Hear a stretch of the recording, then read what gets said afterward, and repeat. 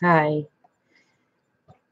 Today I'd like to discuss a little bit about what Cvid is. Um, when I originally found out I had cancer, um, they found, you can see it, but they sliced me from here down to here. There was a big tumor in here, and the doctor removed the tumor, and then it was about a week. I really didn't even know I had cancer. But the doctor removed the tumor, and then um, it was a Friday, and I was told that I had non-Hodgkin's lymphoma, I had follicular non-Hodgkin's lymphoma. At that point, they didn't know about what the staging was, or what the the extent of the cancer. I don't know if it's better with all classes here. Well, I guess it works either way. Um, with with the type of cancer I had, no one at that point knew that I had a severe immunodeficiency disorder. But then, after one doctor had said to me, "Oh, you'll be fine, you'll be fine." Well, I kind of gave that a second thought. Then I wound up going down to Freighter Medical College in Milwaukee, and Dr. Timothy Fensky, who's the head of the lymphoma department at Freighter, saw me, and he had a chance to examine blood samples, liver tissue samples, scans, MRIs, CTs, and I believe that was it. When they did discover the extent of the cancer, then they noticed that I had it in my head, on my liver, and in all four quadrants of my body, which makes it stage 4. Uh, so that was approximately 7 years ago. And the doctor had told me at that point that we were going to start chemotherapy. We're going to do Rituxan and Trienda. So they started we started a 6-month course of Rituxan and Trienda, and at that point, after the 6 months, my immune system was showing signs of being completely shot. My immune system was too low, so they couldn't continue any further treatments. They did get the cancer in check, but then they found out, and this was actually kind of a blow, but the doctor had said, "Oh, you not only have cancer, but we feel like you might have something going on with your immune system."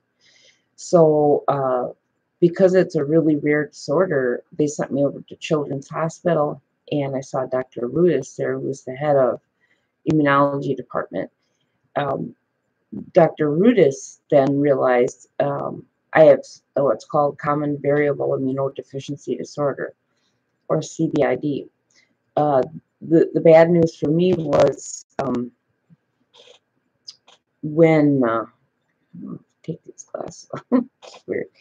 Anyway, the bad news for me was, instead of learning that the non-Hodgkin's lymphoma was severe, I found out that if you have, or you're born with CVID, and you have it, nobody notices it, and you don't get any treatment, then you become terminally ill with non-Hodgkin's lymphoma. So that was a really big blow. I didn't know that. I didn't know that it was so severe, and that's when I realized, ugh, I'm in trouble. So I started. This is a whole nother video, but I started to eat more vegetables and drink green smoothies and such. The doctors had said, and this is how it's all set up. The doctor said that, I had asked him, well, how do you die from this stuff? He said, well, this is what happens. He said, typically somebody would have the diseases they have, and then over the course of, say, 4 or 5 years, you're after treatment, your first treatment, then the cancer comes back. Your first remission is the longest remission, and then after that, you just get small remissions, and then you have chemotherapy and more chemotherapy, and you last about 6 rounds, he said, and then you usually die. Typically, people with this condition die of infections. Unfortunately, I have already had 3 near fatal lung infections, which is it's something that does happen with this disorder. So I really just want to share with everybody, what can happen when you have non-Hodgkin's lymphoma with CVID. My doctor did say it's a potentially very, very serious situation if both of them are acting up at the same time, as they would try to treat me and I would have no immune system to fight, so they would actually just have to stop the treatment.